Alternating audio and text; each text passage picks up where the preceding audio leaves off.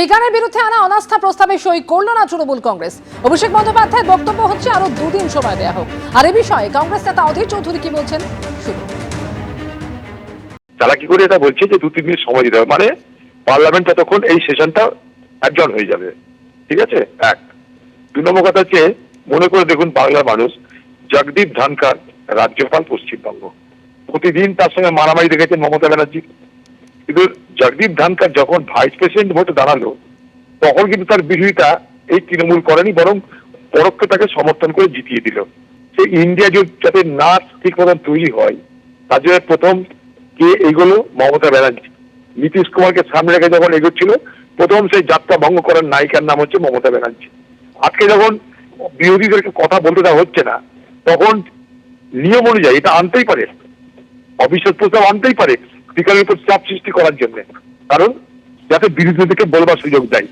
সেইখানে প্রথম সেখানটায় বিরোধিতা করলো কে? প্রথম সেখানটায় চুনা লাগার থেকে, প্রথম সেই জায়গাটাই বিরোধী ঐক্যে ফাটল ধরা থেকে সেই তৃণমূল।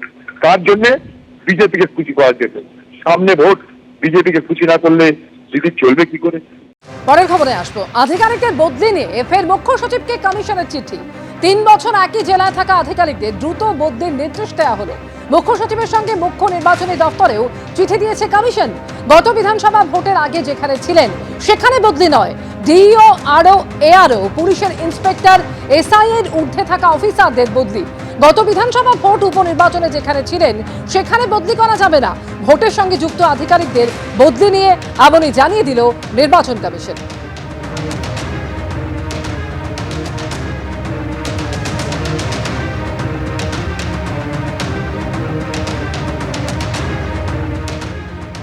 আজ কিছুক্ষণ আগে নবান্নের সাংবাদিক বৈঠক করেছেন মুখ্যমন্ত্রী এবং সেই সাংবাদিক বৈঠকে তিনি বললেন, ভোটের পরে নয়, ভোটের মধ্যেই বেকার ভাতা।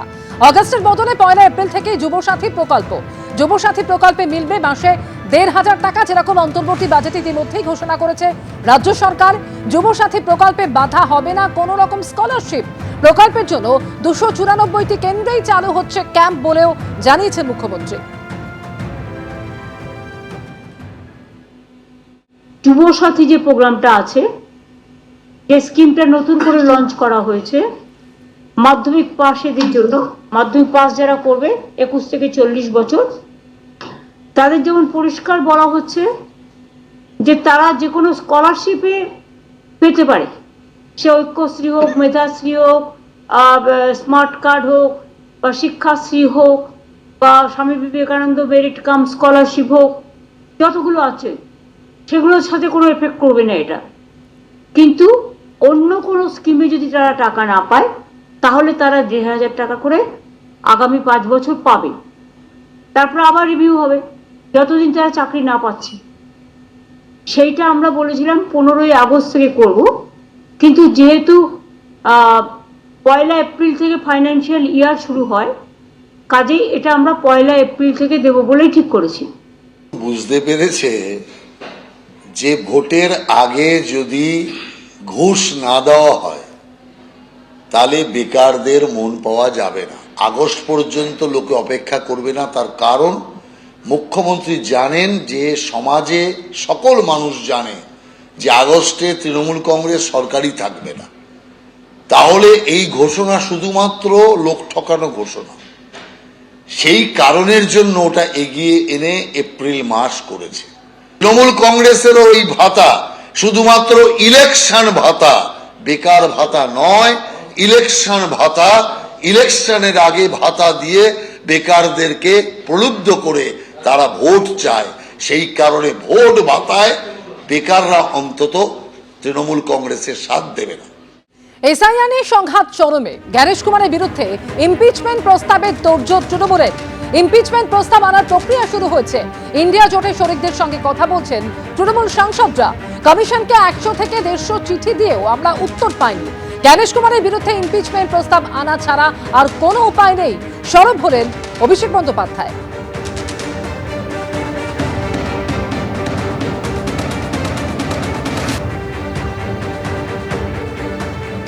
এসআইআর নিয়ে সংঘাত একেবারে চরমে পৌঁছেছে। নির্বাচন কমিশনের সঙ্গে রাজ্য সরকারের সংঘাত চরমে পৌঁছেছে। আর এবার জ্ঞানেশ কুমারের বিরুদ্ধে ইমপিচমেন্টের প্রস্তাবের তোড়জোড় শুরু করলো তৃণমূল কংগ্রেস। যে কথা মমতা বন্দ্যোপাধ্যায় আগেই বলেছিলেন, ইমপিচমেন্ট প্রস্তাবের হয়ে তিনি সওয়াল করেছিলেন, আর এবার তার তোড়জোড় শুরু করে দিল তৃণমূল কংগ্রেস।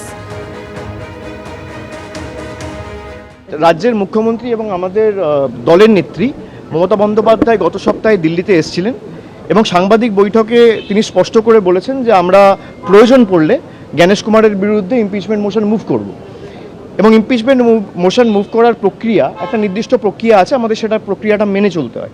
সে প্রক্রিয়া ইতিমধ্যেই শুরু হয়েছে। আমাদের সাংসদরা যারা লাইক মাইন্ডেড পার্টিজ আছে, ইন্ডিয়া অ্যালায়েন্সের যারা শরিক, সবার সাথে কথা বলছে। আমরা তো প্রথমে জ্ঞানেশ কুমারের বিরুদ্ধে ইমপিচমেন্ট মোশন আনিনি, আমরা তো 3 মাস আগেও আনতে পারতাম। কংগ্রেস বলেছিল আনার কথা, আপনার মনে আছে। আমরা প্রত্যেকটা এভিনিউ এক্সপ্লোর করেছি, আমরা গেছি, বৈঠক করেছি, প্রতিবাদ করেছি।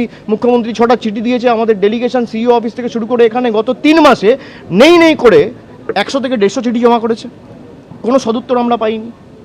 এখন লাস্ট রিসোর্ট কি? ইমপিচমেন্ট। এবিপি আনন্দ, এগিয়ে থাকে, এগিয়ে রাখে।